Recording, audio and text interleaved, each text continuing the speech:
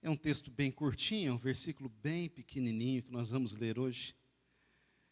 E hoje à tarde, ao ler a palavra do Senhor, esse versículo ele me saltou muito aos olhos quando eu passei por esse verso e eu creio que o Espírito do Senhor falou ao meu coração e eu desejo compartilhar com os irmãos tudo aquilo que Deus quer falar conosco nessa noite através desse versículo.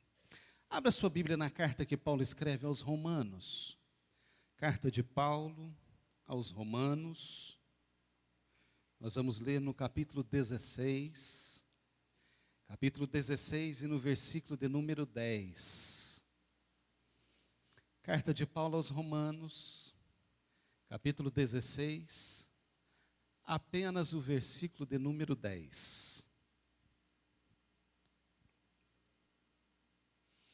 Glória a Deus. Se você não trouxe Bíblia, pode acompanhar a leitura com algum dos irmãos que está aí. Eu estou vendo muita gente com Bíblia, isso é muito bom. É tão lindo quando a gente vai para a casa do Senhor, os adolescentes, olha, todos eles com Bíblia aberta. Parabéns para vocês, é isso mesmo. Hoje as pessoas têm oportunidade de ter a Bíblia nas mãos, né, irmãos? No celular, no tablet. Mas eu não dispenso a minha, eu gosto do livro. Eu gosto da Bíblia física. Nada contra a virtual, né? Mas eu gosto mais da física. Se você não trouxe, também pode acompanhar a leitura do texto aqui.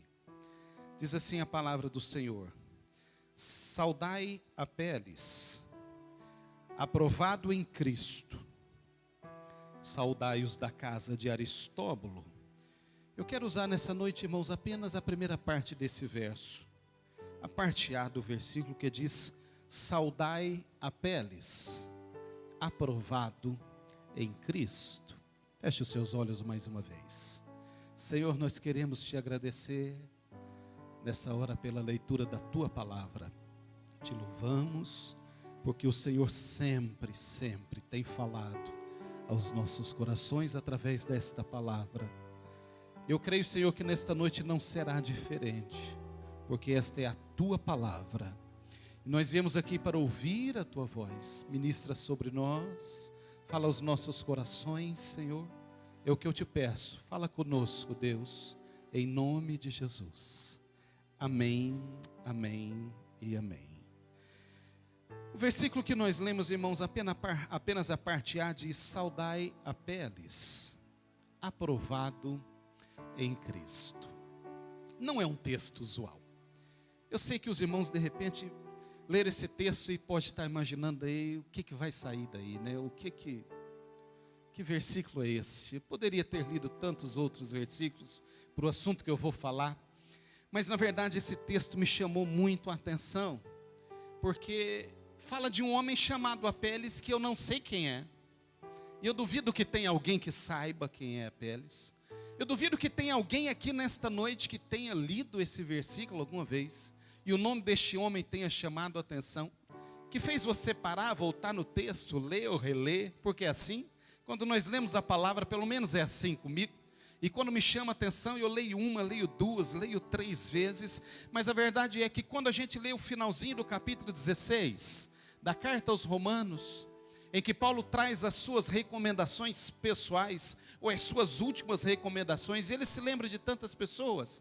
Ele se lembra de Priscila, ele se lembra de Áquila, ele se lembra de Epêneto, ele se lembra de saudar Maria, Andrônico, Júnias, e por aí vai, ele vai saudando Ampliato, esses nomes que, para quem vai ser pai aí, ou mãe, deixa do lado aí, reserva, né? Para poder escolher, são várias opções de nomes. Se alguém quiser algum nome diferente, capítulo 16, os últimos versículos desse capítulo vai sugerir muitos nomes aí para nós. Aí ele chega no versículo 10, e ele diz: saudai Apeles. Mas o que me chama a atenção é a continuação desse versículo que ele diz, Karina, aprovado em Cristo. Então esse homem Apeles, que é um ilustre desconhecido, é um famoso quem, não é? É o famoso quem. Nós não encontramos na Bíblia em nenhum outro versículo o nome dele. Mas irmãos, o que tinha esse homem de tão especial, que ele mereceu uma deferência e uma referência de Paulo. Sim, porque essa declaração de Paulo, ela não foi feita de uma forma descuidada. A declaração do apóstolo não foi feita por acaso, não foi uma colocação proverbial, uma jogada ao léu, porque ele não tinha assunto, ele se lembrou de Apeles, não. O que mereceu a colocação do nome deste homem no texto sagrado, no cânon sagrado, e hoje nós estamos aqui lendo e falando sobre ele, ainda que talvez a gente não estivesse nem pensando em falar sobre ele, mas não é sobre ele propriamente dito que eu quero falar, mas é sobre essa característica que ele tinha. E Paulo deixa claro para nós, Paulo diz que ele era um homem aprovado em Cristo. Paulo disse isso. A igreja de Roma certamente conhecia ele e também referendava, com certeza referendava a opinião de Paulo. Eles também certamente acreditavam no que Paulo estava dizendo. Esse homem chamado Apeles era um homem, era um varão aprovado em Cristo. Então eu quero falar nessa noite sobre ser aprovado, que é o que nós precisamos ser. Hoje é muito difícil falar sobre isso, hoje em dia, não hoje propriamente dito, mas hoje em dia, porque na maioria das vezes nós somos levados a falar sobre pessoas que são muito usadas por Deus. As pessoas hoje são reconhecidas pelo grau de serem usados, de coisas que falam, se falam bonito, se expressam bonito, se gera impacto, se Deus usa em maravilhas, em sinais. De um modo geral, as igrejas estão cheias de pessoas procurando sinais, maravilhas, prodígios. Alguém que toca a mão, alguém que sopra e os outros caem. Alguém que bate no peito e derruba pessoas. Alguém que sai sapateando em transe, chamado no mover do Espírito. Pessoas que têm o dom de cura, de revelação. Como as pessoas estão buscando hoje. Pessoas que entregam revelações, querendo saber o que vai acontecer amanhã, o que Deus tem para mim. Que tipo de promessa que Deus tem, como Deus vai falar, e é tão bom quando Deus usa alguém e fala aquilo que nós estamos querendo ouvir, não é? É tão bom quando Deus usa alguém, e alguém vai nos entregar uma palavra, entrega bênçãos, e que a gente fica naquela expectativa de acontecer, e quando Deus fala, Deus cumpre e acontece, mas a verdade é que nem sempre é Deus que fala, e por isso que muitas vezes não cumpre. Mas de modo geral, irmãos, o que tem trazido impacto às pessoas, não são pessoas aprovadas, são pessoas que se dizem usadas. Mas nem todos que são usados são aprovados por Deus. Está cheio de gente aí, se dizendo ser usado, mergulhando em piscina, vendendo água, vendendo óleo e fazendo tantas outras coisas, e se dizem usadas, poderosas em milagres, em obras, mas não são aprovadas. E a recomendação de Deus para nós, a recomendação de Paulo, quando Paulo escreve a segunda carta a Timóteo, ele recomendando para esse jovem pastor chamado Timóteo, e ele escreve na segunda carta, capítulo 2, versículo 15, ele diz: portanto, Timóteo, procura apresentar-te a Deus como obreiro aprovado. Ele não diz para Timóteo: procura apresentar-te a Deus como obreiro cheio de poder, que prega inflamado, que fala bonito, que derruba pessoas, que semeia milagres, que onde pisa as coisas acontecem. Não. Paulo diz para Timóteo: Timóteo, procura apresentar-te a Deus como obreiro aprovado. Porque o aprovado, irmãos, o aprovado por Deus é diferente. Então esse homem que nós lemos aqui na Bíblia, chamado Apeles, ele tem algo que todos nós devemos buscar. Paulo faz uma referência e diz: Apeles, aprovado em Cristo. Só que, queridos, e é por isso que eu disse que é difícil pregar isso hoje. É por isso que eu disse que é difícil a gente ministrar uma palavra como essa hoje, porque só pode ser aprovado quem é provado, Betinho. Ninguém vai ser aprovado se não for provado. Esse homem que nós estamos falando aqui, ele foi um homem aprovado Porque ele foi testado antes. Ele foi provado antes. Porque é impossível ser aprovado sem ser provado. Mas as pessoas não querem ser provados. As pessoas querem ser aprovados sem serem provados. Mas segundo a Bíblia não tem jeito. Porque para sermos aprovados, nós seremos provados. Não se engane. Não se engane. Evangelho, servir ao Senhor, comunhão com Deus, relacionamento com Deus, é uma busca constante de aprovação, de ser aprovado pelo Senhor. Porque quando somos aprovados por Deus, nós subimos o nível. Quando somos aprovados por Deus, nós mudamos de patamar. Quando somos aprovados por Deus, nós chegamos mais perto dEle. Por isso que sempre que nós formos aprovados, nós seremos provados.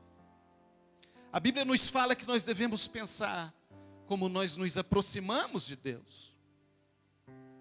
Não como alguém importante, não como alguém singular, não como alguém que tem uma posição, não como um pastor eloquente que fala, que prega, ou como um religioso, não.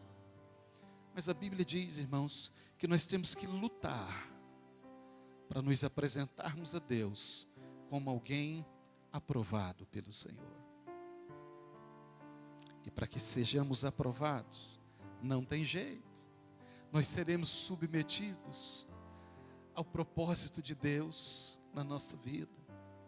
Por isso que é difícil falar sobre isso, por isso que é difícil pregar sobre isso. E parece um negócio estranho. Parece que quando nós nos entregamos para o Senhor, parece que quando nós viemos para a igreja, parece que quando nós estamos com Deus, a gente recebe um salvo-conduta, uma carta, que alguma coisa nos diz que nós seremos isentos de toda luta, dor e sofrimento. Não é verdade. Não é verdade. Há um versículo que Pedro escreve na primeira carta do apóstolo Pedro, capítulo 4, verso 12, ele diz: não estranheis, não deixe para vocês parecer que é estranho, não fiquem vocês surpresos com a ardente prova que vem sobre vós, como se coisa estranha vos parecesse, porque não é. Hoje em dia as pessoas estão estranhando, se elas têm Deus no coração, se servem a Deus, se entregaram a vida com Deus, e estão passando momentos de provações e de dificuldades. Existem pessoas estranhando e achando que o Evangelho é garantia de vida boa, de vida sem espinho, de vida sem problemas, sem decepção, sem tristeza. Queridos, não é. Eu pensei muito nesse versículo, nesse texto nessa noite, para pregar nessa noite. Eu pensei muito na tarde de hoje, se era realmente nessa direção que nós deveríamos ir. E cada vez que eu pensava e lia e relia esse texto, mais forte ficava essa mensagem no meu coração. Nós precisamos buscar do Senhor, aumentar esse patamar, elevar o nosso nível com Deus. Porque quando nós somos provados, irmãos, nós conhecemos mais a Deus. Preguei aqui um domingo desses, que nós temos mais intimidade com Deus, nós somos provados, nós conhecemos mais a Deus, nós sabemos o que mais nós podemos esperar dEle. Quando nós somos provados, a nossa confiança aumenta de patamar. Quando nós somos provados, a nossa fé nele aumenta. Fé, que a Bíblia diz que sem ela é impossível agradar a Deus. Não tem como agradar a Deus, Sarinha, sem fé. A Bíblia diz que aquele que se aproxima de Deus precisa saber que Ele existe. A gente não pode se aproximar de Deus com o coração incerto, desconfiado. Então, quando nós somos provados, Deus nos eleva o nível da nossa fé. Quando nós somos provados, nós aprendemos a entregar mais. Quando nós somos provados, nós entregamos mais de nós para Deus. Entregamos mais da nossa vida. Entregamos mais das nossas prioridades. Nós redefinimos a escala de valor na nossa vida.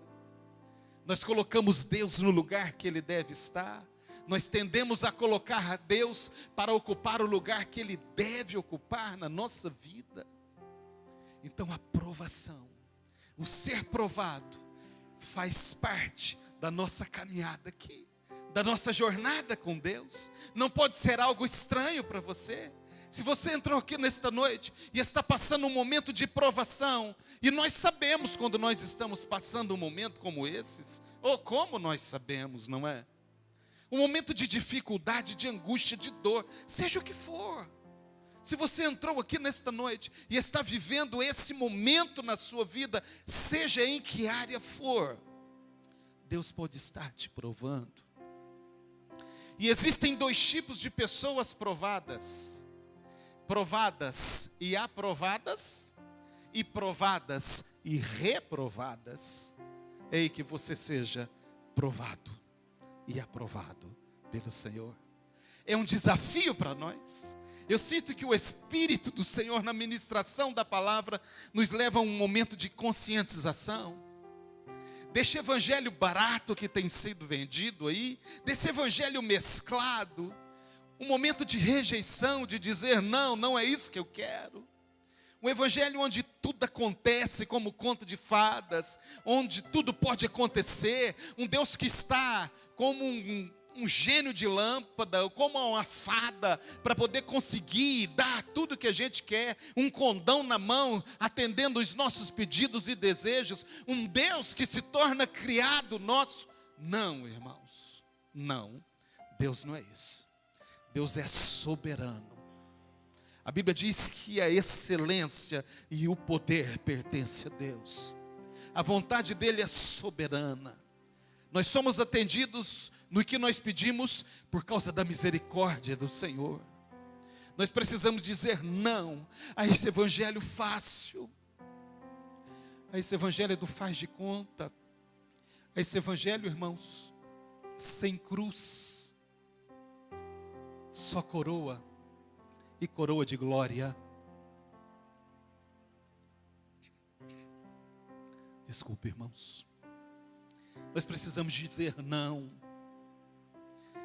a esse evangelho que não tem comunhão, a esse evangelho da barganha, do toma lá e dá cá, do fazer para receber, do dar para receber de volta. Não. Esse homem, ele alcançou um status que deve ser o nosso alvo: ser aprovado por Deus. Quando eu olho para esse texto, e eu passei por ele tantas vezes na minha vida, eu não sei dizer para os irmãos quantas vezes eu li a carta de Paulo aos Romanos, eu não sei dizer, mas eu já li muitas vezes. Mas hoje ele me saltou aos olhos, a Apéles me saltou aos olhos. Eu fico imaginando como é que era esse homem, porque é o único momento, é o único versículo, é o único texto que aparece o nome dele na Bíblia, um nome grego, de origem grega. E eu acredito, eu penso que ele era uma pessoa como nós, irmãos. Não era nobre, não fazia parte dos mais nobres. Certamente era um sujeito comum, que estava em Roma, que frequentava a igreja de Roma. Era uma pessoa que teve um encontro com Jesus em algum momento da vida. E como nós, passou por muitas lutas e dificuldades, como nós, chorou muitas vezes, sofreu privações, quem sabe perseguições, por causa da sua fé, coisa que muitos de nós não sofrem e talvez nunca sofreu. Quem sabe dificuldades financeiras como nós, problemas de saúde como nós, problemas na família como nós. Oh, irmãos, eu sou tentado a imaginar que esse homem, Apéles, era um sujeito absolutamente comum. Não citou um texto importante, não escreveu um tratado, não era um religioso reconhecido, não tinha títulos. Mas Paulo disse: esse homem, um homem aprovado em Cristo. Ele alcançou uma posição, para mim, mais elevada do que qualquer outros. Sim, porque muitos daqueles que nós vemos hoje, e daqueles que existiram no passado, e muitos que virão, fazendo sinais, prodígios, maravilhas, declarando, atestando e determinando coisas que chamam a atenção de tanta gente, que atrai multidões, que lota estádios, que lota igrejas, casa de shows, porque estão fazendo sinais, prodígios e fazendo tantas coisas. Muitos desses que não alcançarão essa posição naquele dia, diz a Bíblia. Jesus escrevendo em Mateus, ele diz que alguns, naquele dia, ele vai dizer: eu não conheço vocês. Mas aí eles vão dizer: Senhor, como não?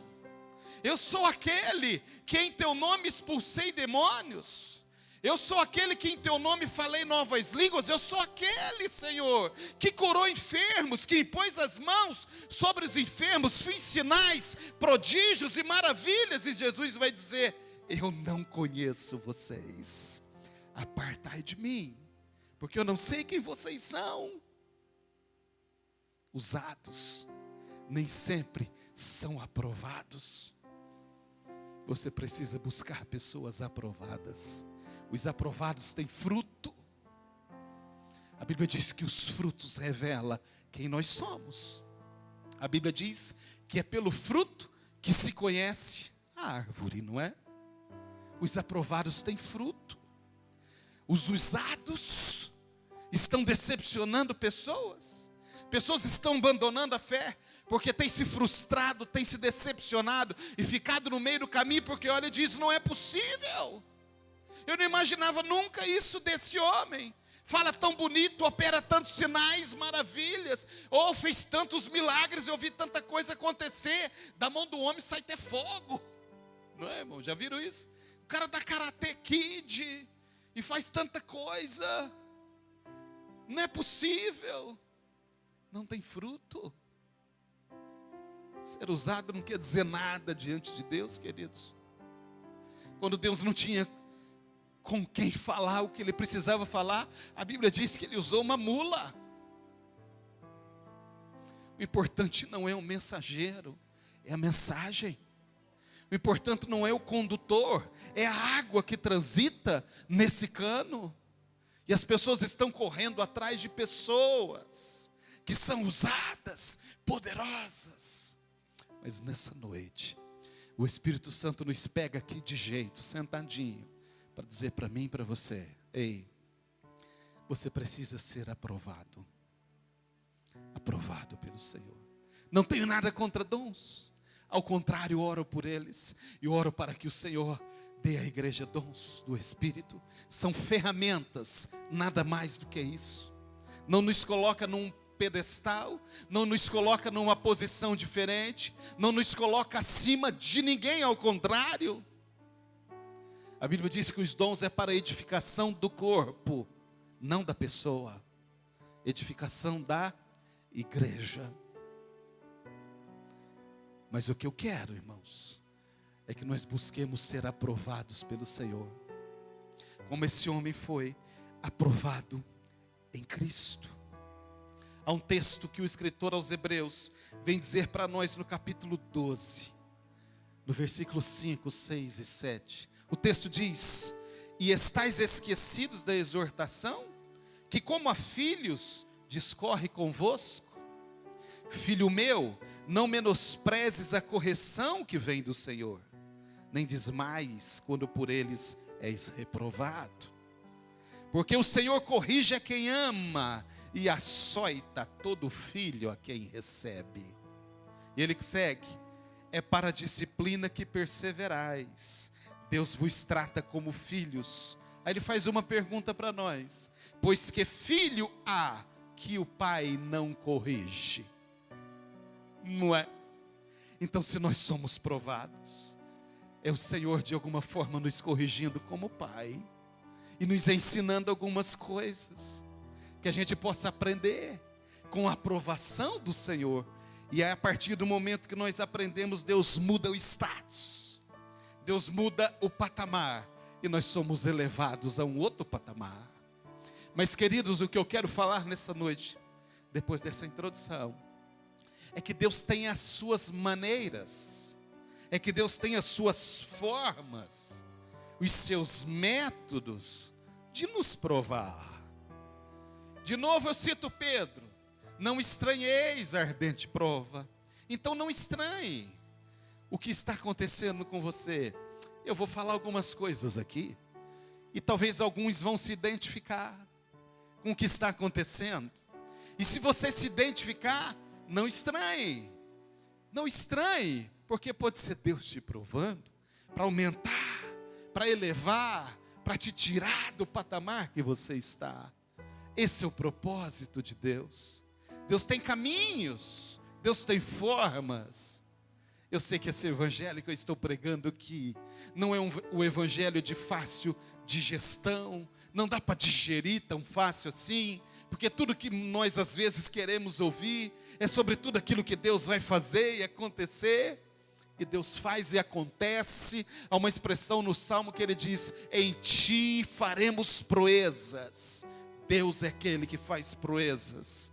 Mas nesta noite Deus nos chama para que a gente não confunda, para que a gente não se esqueça, para que a gente não perca de vista que Deus é Pai, e como Pai Ele nos chama a atenção. Como Pai, Ele nos corrige, e o texto diz: porque Ele nos ama. Ele nos ama. Uma das formas que Deus pode nos provar, uma das maneiras que Deus usa para nos provar, queridos, eu falei sobre isso quinta passada. Nós falamos aqui na Academia Bíblica sobre oração, as formas de oração, os tipos de oração. E eu me lembro que eu perguntei aos irmãos aqui, que oração que Deus ouve. Os irmãos que estiveram aqui na quinta, talvez se lembram disso. Eu perguntei para os irmãos, que oração que Deus ouve? E alguns irmãos disseram: pastor, aquela que é feita com um coração sincero. É verdade. Outros disseram: aquela que é feita segundo a vontade de Deus. Verdade. Mas a verdade é que Deus ouve todas as orações, não é? Porque a Bíblia diz, o profeta, que os ouvidos do Senhor não estão surdos. Deus ouve todas. Talvez a resposta certa, e eu disse aqui na quinta, é: como Deus responde às orações, não é? E Deus responde com sim, com não e silêncio. É assim. Quando Deus responde sim, a gente fica feliz, porque a gente ora, apresenta a Deus a nossa demanda, e o Senhor responde, e nós recebemos, e a gente fica: oh, Deus tremendo, isso que é Deus, eu te amo, Senhor. E a gente vem para a igreja e ergue os braços e louva a Deus e rasga a nossa alma, porque Deus ouviu a nossa oração. Foi assim com Ana, lembra?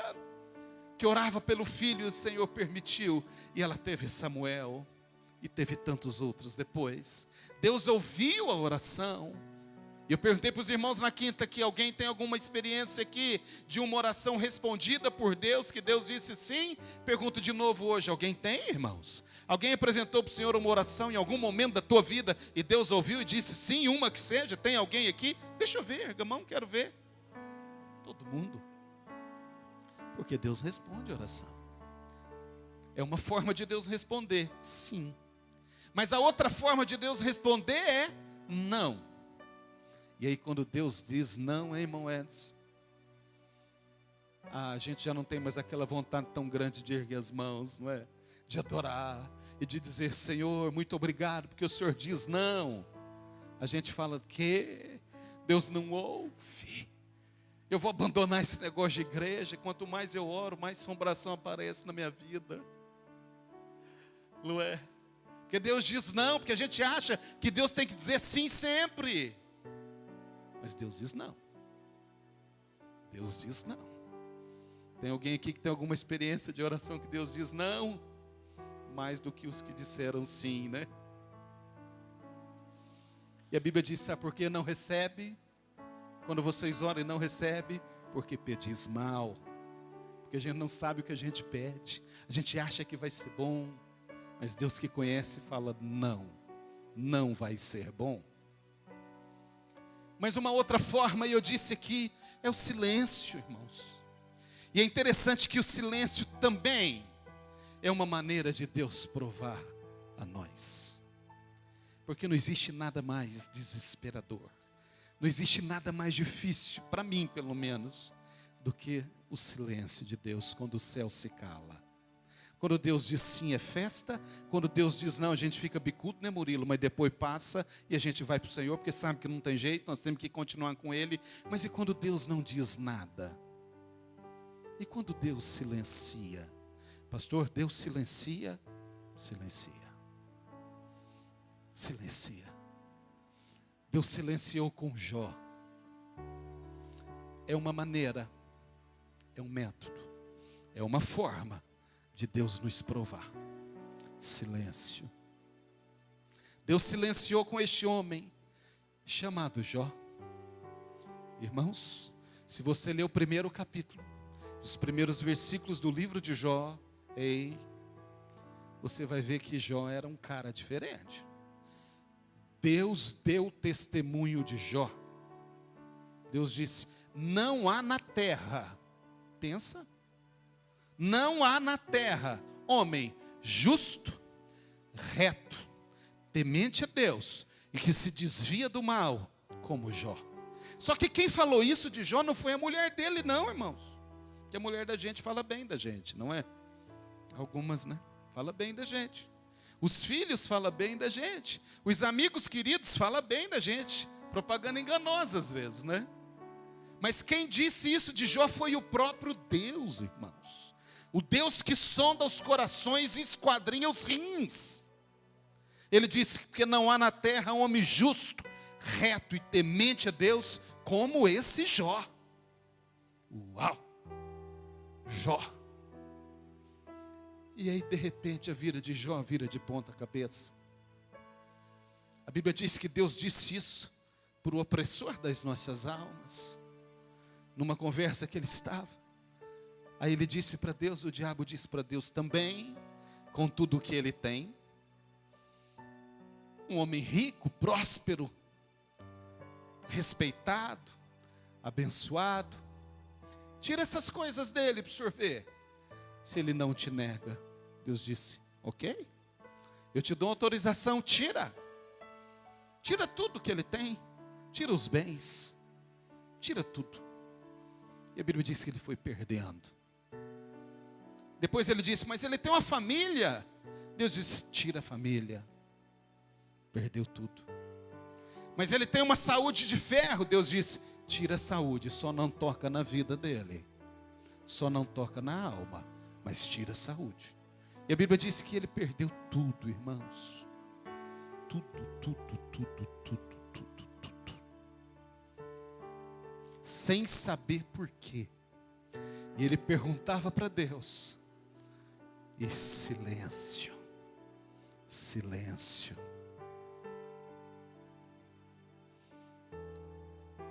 Quando a gente olha o livro de Jó, irmãos, a gente vê que ele era um homem diferente. Porque ele era justo, reto, temia Deus, se desviava do mal, preocupava com o relacionamento dele com Deus, se preocupava em agradar a Deus. Irmãos, o zelo de Jó era tão grande. A Bíblia diz que quando os filhos dele saíam, os filhos saíam para a festa. Diz a Bíblia que ele edificava um altar, ele preparava um altar e oferecia um holocausto a Deus, um sacrifício para os pecados que porventura os filhos viessem a praticar. Não é que eles tinham praticado, não.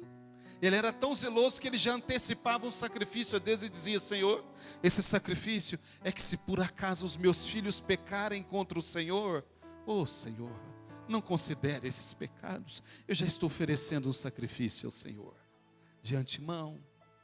Esse era Jó. Deus silenciou com ele. O céu se tornou em chumbo para Jó.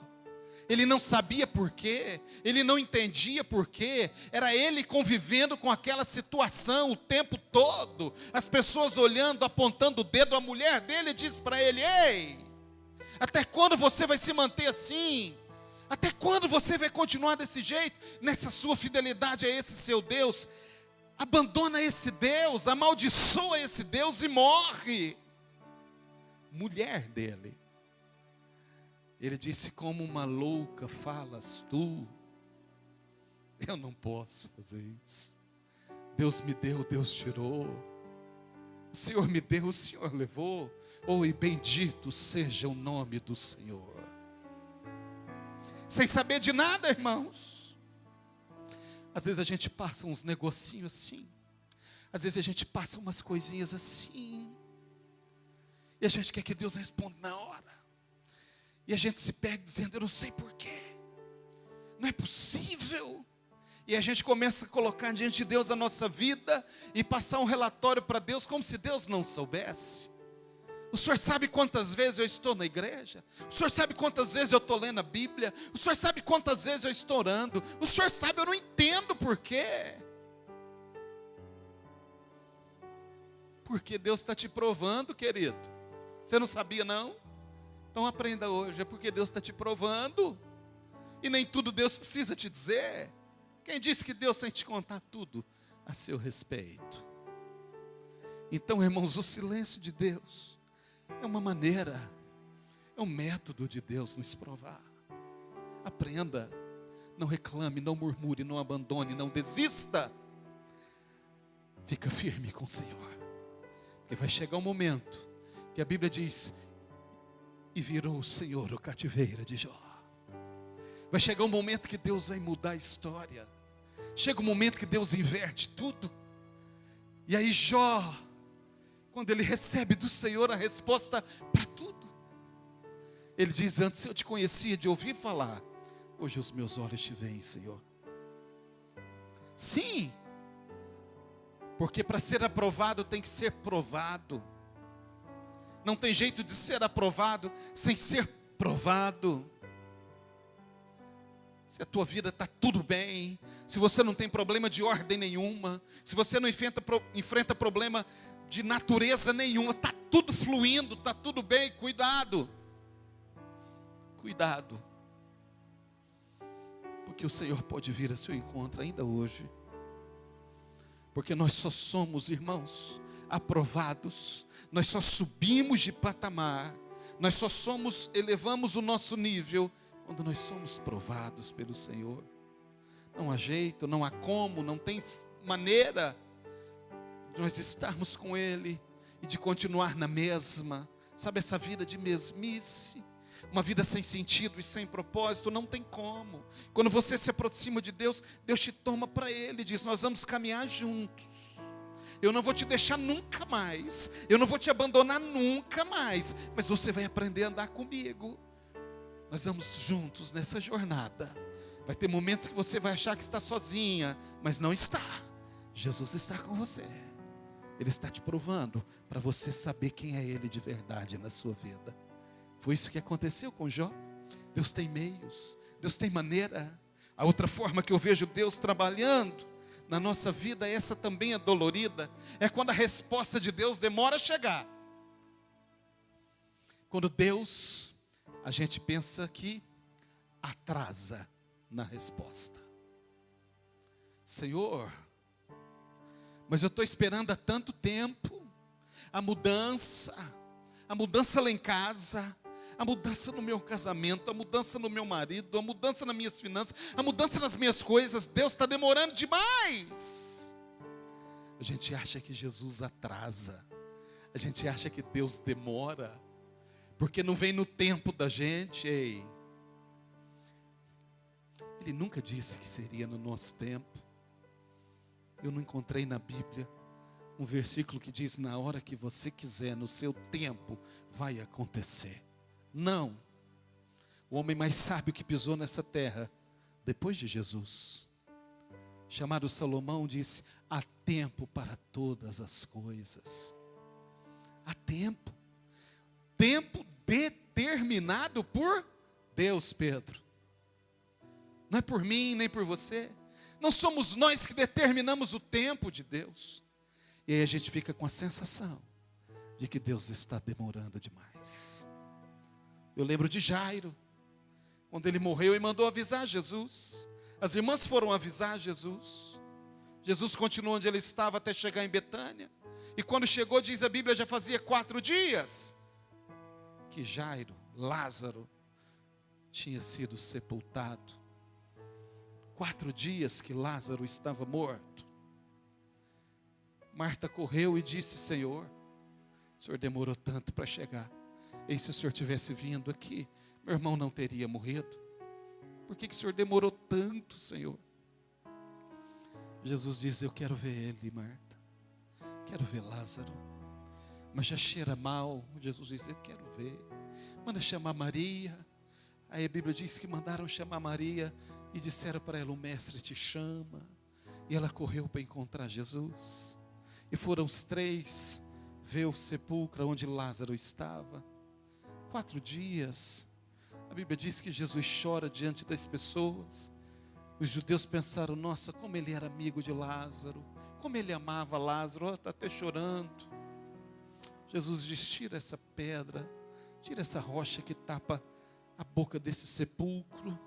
E as irmãs de novo: Senhor, Senhor, cheira mal. Ele diz: tira a pedra. Aí tiraram a pedra. Irmãos, Lázaro há 4 dias morto, envolto em panos. Para Marta, para Maria, para as pessoas que estavam lá, não tinha mais o que fazer. 4 dias morto. O que fazer? Um corpo inerte há 4 dias. Dizem os entendidos que a medicina diz que 15 minutos, de 15 a 20 minutos, sem o cérebro receber a oxigenação do sangue, ser bombeado para o cérebro, de 15 a 20 minutos, é tempo suficiente para declarar morte cerebral, irreversível para a pessoa. Imagina 4 dias, irmãos. Bilhões de células já tinham morrido, em decomposição, um processo de decomposição avançado, mesmo ele sendo cuidado pelo costume judeu, sendo embalsamado, enrolado no pano, aplicado especiarias, mas era um morto de 4 dias. Não tinha mais como. Diz a Bíblia que Jesus dá um brado e diz: Lázaro, sai para fora, Lázaro. Aquele corpo inerte, aquele homem já envolto em panos e naquele chão frio, naquela tumba gelada. Jesus dá um brado e diz: Lázaro, sai para fora. Eu fico imaginando as pessoas que estavam lá, talvez pensando: Roberto, coitado dele, ele pirou, ele ficou, amava tanto Lázaro, está fazendo uma cena aqui, não está aceitando a morte de Lázaro, coitado desse homem, ele não está aceitando a morte do amigo. Não, irmãos. O autor da vida chegou na porta daquele túmulo e diz: Lázaro, sai para fora. A morte não segurou Lázaro, nada segurou Lázaro. No momento em que Jesus diz, dá o brado, eu fico imaginando, eu passo por essa passagem, e eu já preguei sobre isso, eu fico imaginando o coração de Lázaro começando a bater no peito dele de novo. Imagina isso. 4 dias depois, o sangue volta a circular, irriga o cérebro, irriga as extremidades do corpo, irriga o corpo todo, dá uma volta no corpo e o homem recobra a consciência. Levanta e vai ao encontro de Jesus. Jesus não atrasa na sua vida, querido. Jesus não atrasa jamais. É um método que Deus tem de trabalhar conosco. Tenha calma, tenha paciência, deixa Deus agir, confie no Senhor, não desista de acreditar, não desista de acreditar. Aquele que ressuscitou Lázaro é o mesmo que está aqui hoje, e Ele te ouve, Ele te conhece, Ele te trouxe aqui para você ouvir, hein? Você está num propósito e num processo de aprendizado com o Senhor. Deus quer elevar o seu nível espiritual, Ele quer se revelar a você de uma forma que você ainda não viu. Há um propósito de Deus nisso. É ser aprovado. É ser aprovado. É conhecer mais o Senhor. É saber quem é Deus na sua vida. Tem gente que acha que está demorando a acontecer. Deus falou há tantos anos. E daí? Se foi Deus que falou, Ele cumpre. Vai acontecer. Ele sabe. Ele conhece o tempo. A Bíblia diz que Ele controla o tempo e as estações. Ei, a primavera não chega antes do inverno. O verão não chega depois do outono. Entenda, Deus tem um propósito. E é uma maneira de Deus trabalhar. A outra forma de Deus trabalhar, eu encontro na Bíblia. Às vezes nós somos provados pelo Senhor. Ou às vezes nós somos testados por Deus. A nossa fé é testada no momento em que nós estamos no melhor momento com Deus. Às vezes a nossa fé é posta em xeque. E nós somos testados pelo Senhor na melhor fase que nós temos com Deus. Eu vi isso essa semana. Estou vivendo o meu melhor momento com Deus. Estou vivendo a melhor fase com Deus. E talvez é nesse momento que a nossa fé é testada. Quando a gente acredita, quando a gente entende que nós estamos no centro da vontade de Deus, a gente sente o mover do Espírito. Já aconteceu isso com você? De levantar de manhã em paz, absolutamente em paz, em comunhão com Deus, sentindo o fluir do Espírito. A gente sai na rua, olha para alguém, acha todo mundo bonito, quer falar de Jesus para as pessoas. Está rindo, Marcos? Quer falar de Jesus para as pessoas, quer entregar uma palavra, que a gente está com tanta comunhão com Deus, parece que nada nos abala. Já aconteceu isso com você? Sabe, a gente está vivendo um momento de paz, jejua, ora, entende o propósito do Senhor. Parece que quanto mais nós nos entregamos para o Senhor, mais Ele se revela a nós. E às vezes é nesse momento que a nossa fé é testada. Eu sei que tem pessoas aqui assim. E a Bíblia nos diz que 2 homens passou exatamente por isso. Íntima comunhão com Deus, plena comunhão com Deus, vivendo absolutamente a vontade de Deus na vida, na direção de Deus, e tiveram a fé deles sacudida por uma situação. Paulo e Silas. Diz a Bíblia no livro de Atos que Paulo tem uma visão do homem que diz: atravessa a Macedônia e ajuda-nos. Ele entende que aquela visão era uma visão de Deus. Ele toma o navio para Trode, convida Silas e vai em direção a Trode. Chega na cidade de Filipos, começa a pregar para aquele povo em comunhão com Deus, alegre, feliz. Deus fluindo através dos poros dele, ministrando a palavra, Jesus confirmando, fazendo sinais, operando maravilhas, e a palavra do Senhor sendo pregada na boca, ou pela boca daqueles 2 homens de Deus, Paulo e Silas. Obedientes à visão que Deus deu a eles. De repente se aproxima deles uma mocinha adolescente e diz para Paulo: verdadeiramente esses homens são servos do Deus Altíssimo. Até aí zero de surpresa, porque era verdade, eles eram mesmo. Mas ela começa a insistir nisso e diz: verdadeiramente esses homens eram servos do Deus Altíssimo.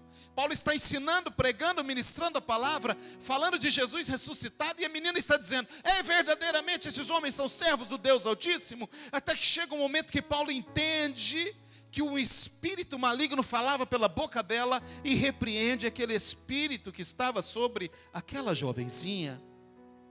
E a Bíblia diz que aquela menina tinha um espírito de adivinhação, e quando Paulo repreende aquele espírito de adivinhação, que era demoníaco, porque todo espírito de adivinhação é demoníaco, não provém de Deus, porque Deus revela, a gente não adivinha, Deus faz revelação pela palavra e na palavra, não é adivinhação.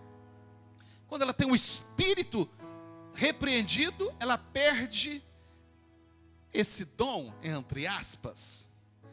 E ela era uma escrava de homens, que ganhava dinheiro da maneira como ela era usada pelo opositor.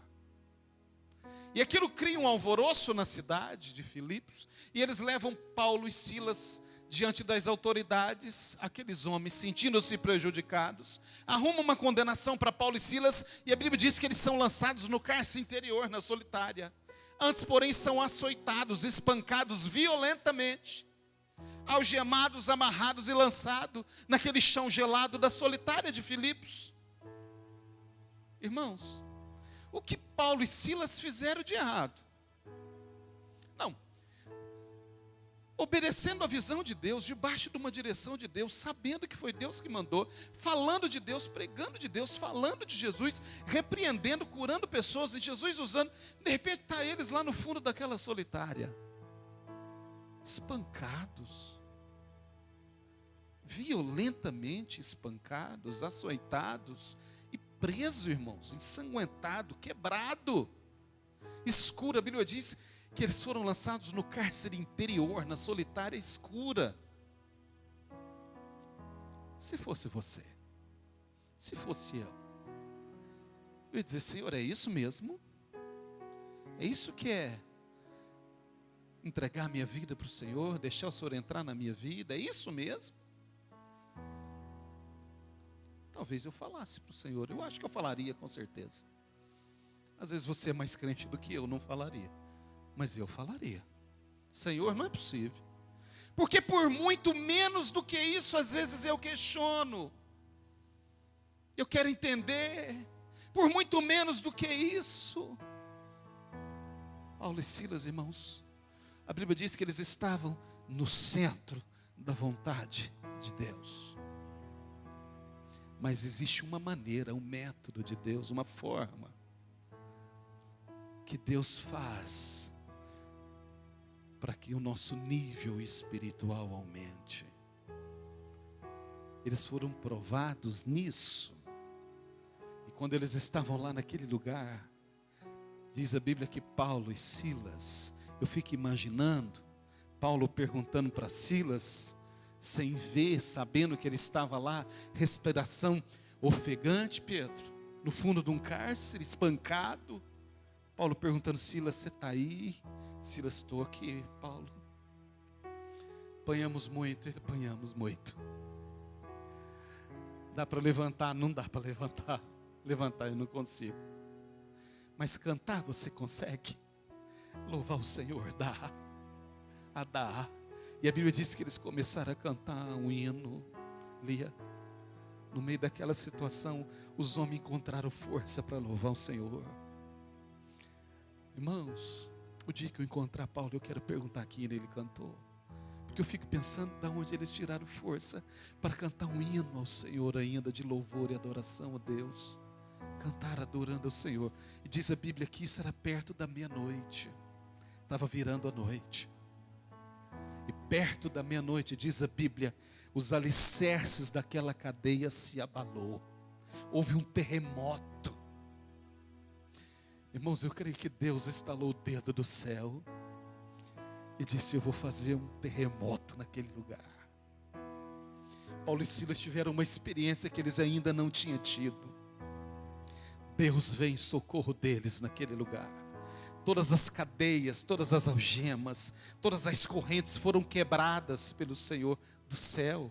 Todas as portas dos presídios se abriram e os presos começaram a fugir, ou como que querendo fugir. E o carcereiro, diz a Bíblia, que vendo aquela situação, com medo dos presos fugirem, porque ele pagaria com a própria vida, diz a Bíblia que ele pegou a espada tentando tirar a própria vida.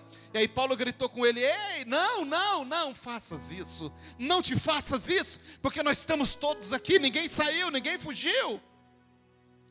Crê no Senhor Jesus Cristo e será salvo tu e a tua casa, disse Paulo para o carcereiro.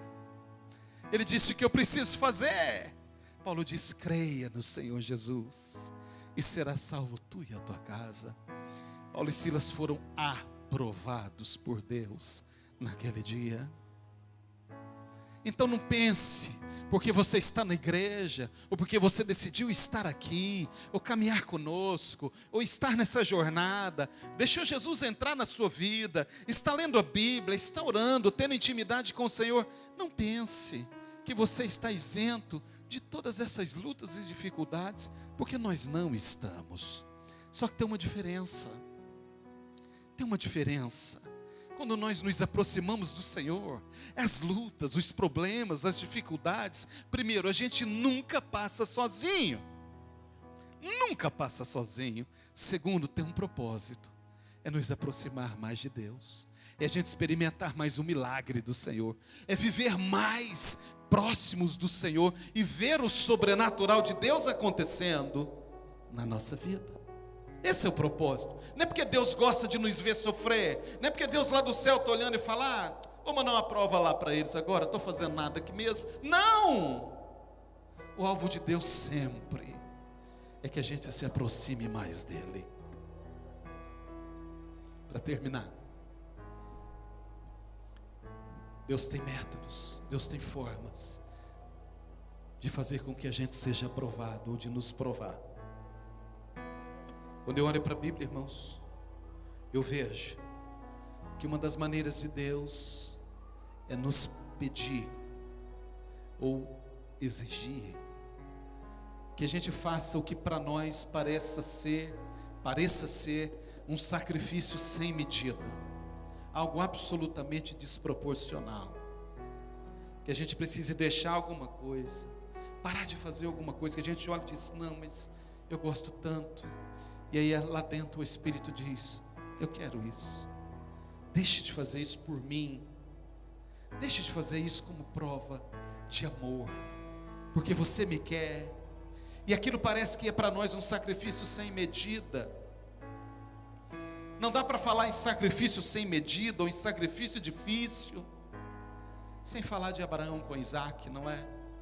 Gênesis 21, o filho da promessa, o filho querido de Abraão, Deus deu a ele um menino chamado Isaac. Todos nós sabemos a história, a concepção de Isaac por Sara, 90 anos de idade, Abraão 99, já tinha 100 quando Isaac nasceu, era um paizão velho, um pai-avô, nasce um menino, o filho que Deus prometeu 25 anos antes, nasce Isaac. Nós sabemos a história.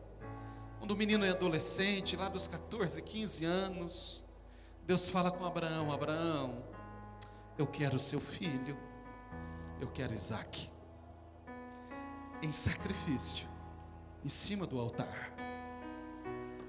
Irmãos, eu fico imaginando Abraão, recebendo uma notícia dessa de Deus, um sacrifício sem medida. Deus sabe, irmãos, quantos Isaques nós temos na vida. Deus sabe qual é o meu Isaac, qual é o seu Isaac. E às vezes Deus pede para ele. Todos nós temos um Isaac na vida. A Bíblia diz que Abraão levou o menino para o Monte Moriá e foi oferecer em sacrifício Isaac. A passagem é linda, está em Gênesis. No caminho Isaac olha para ele e diz, pai. Isaac estava acostumado a oferecer sacrifício com Abraão, irmãos. Ele sabia que aquilo fazia parte da rotina dele, do menino Isaac. Abraão era um pai cuidadoso, zeloso, ensinava Isaac a oferecer sacrifício a Deus, introduziu Isaac ao Senhor, apresentou Deus para Isaac, que é o papel, obrigação de cada pai e mãe que está aqui, apresentar os nossos filhos a Deus. É nossa obrigação como pai e como mãe. A nossa obrigação como pai e como mãe é garantir formação emocional para os nossos filhos. Nós temos que ser provedores de formação emocional. Os nossos filhos têm que ser pessoas emocionalmente equilibradas, emocionalmente saudáveis, e quem dá isso é o pai e a mãe, é o lar estruturado. É nossa obrigação como pai e mãe dar para os nossos filhos formação intelectual também. Nós temos que trabalhar e lutar e trabalhar duro para garantir para os nossos filhos formação intelectual, melhor ensino, melhor escola, aprendizado de qualidade, acompanhar, ver, cobrar, exigir. É nossa obrigação como pai. É nossa obrigação como pai e mãe também dar para os nossos filhos formação sentimental, pessoas saudáveis sentimentalmente, pessoas saudáveis, que sejam adultos saudáveis. É nossa obrigação como pai e mãe, mas também é nossa obrigação como pai e mãe dar para os nossos filhos formação espiritual. É nossa obrigação. Ei, quando nós chegarmos diante do Senhor, não tenha dúvida, Ele vai perguntar para você: cadê os filhos que eu te dei, que não estão aqui? Cadê as filhas que eu te dei? É nossa obrigação como pai e mãe trazer os nossos filhos para o Senhor, apresentar os nossos filhos a Deus. E pai e mãe que está aqui, sabe quando a gente faz isso? Quando eles são crianças. A Bíblia diz: ensina a criança no caminho em que se deve andar, para que quando ele se envelhecer, não se desvie dele. Às vezes pais e mães negligenciam a presença dos filhos na casa de Deus, na escolinha das crianças, na presença do Senhor, e choram mais tarde, e vai chorar, porque é nossa obrigação como pai e mãe trazer os nossos filhos para o Senhor. Abraão era um pai cuidadoso, ele fazia isso. Então Isaac estava acostumado em oferecer sacrifício e adorar a Deus. Ele estava tão acostumado que na medida que eles caminhavam para o Moriá, ele olhou para o pai dele e falou: pai, eu estou vendo aqui o fogo, a lenha, está tudo preparadinho aqui, mas cadê o cordeiro para o holocausto? Cadê o animal que nós vamos oferecer, que nós vamos sacrificar? Aí Abraão diz: filho, Deus proverá, Deus proverá. Imagina o coração daquele homem, irmãos. Deus estava cuidando e estava tratando com Abraão. É uma forma, é um método de Deus nos provar, para que a gente seja aprovado dele, ou aprovado por ele. Quando chega no Monte Moriá, Abraão amarra Isaac. Ele está posto, ele está pronto a oferecer o seu filho sobre o altar. Diz a Bíblia que no momento que isso ia acontecer, Deus bradou do céu e disse: não, Abraão, não. Eu te conheço mais agora, e você me conhece mais. Eu sei que você me teme, Abraão. Por que Deus fez aquilo? Eu vou terminar. Sabe por que Deus fez aquilo? Deus sabia o tempo todo da posição de Abraão, mas Deus quis levar Abraão no limite máximo da fé dele, para que ele conhecesse mais de Deus. E ele ficou conhecido como pai da fé, por conta dessa atitude dele, por conta desses gestos que Abraão fez. Fica de pé um pouquinho, eu vou terminar o culto nesta noite. Olha só, esse homem que nós lemos aqui: saudai a peles, diz Paulo, aprovado em Cristo. Eu queria que você nunca mais esquecesse desse versículo.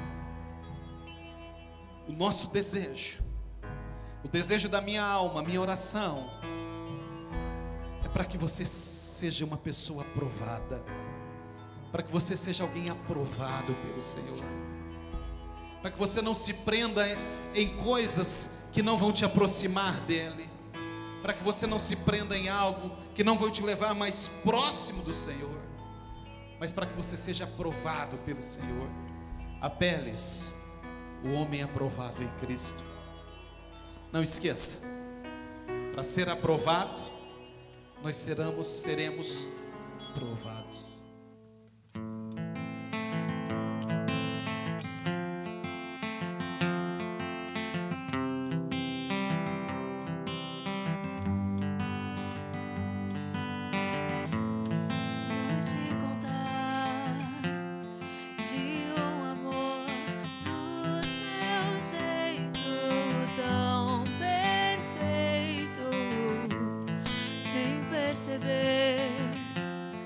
Me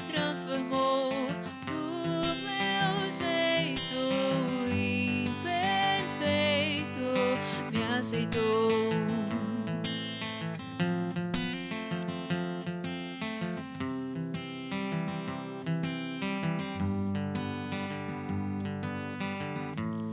Foi só deixar ser o que sou toda vez que Ele me perdoou.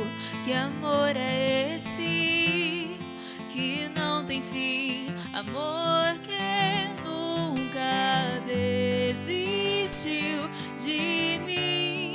E quando eu te encontrar, eu quero te falar tudo que viver. Eu quero te abraçar, ouvir você falar.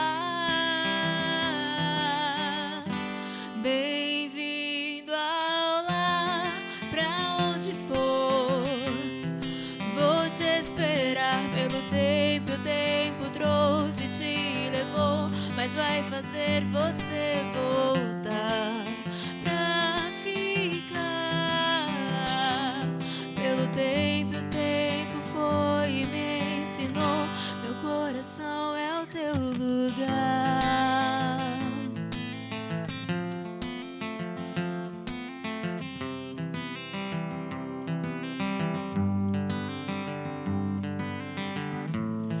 Foi só deixar ser o que sou toda vez que Ele me perdoou.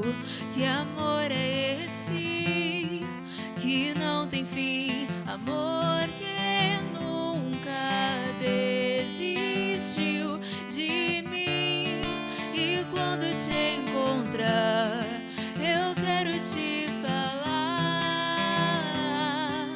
tudo que viver.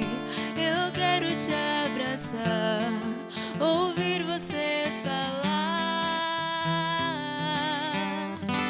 Bem-vindo ao lar, pra onde for, vou te esperar. Pelo tempo, o tempo trouxe e te levou, mas vai fazer você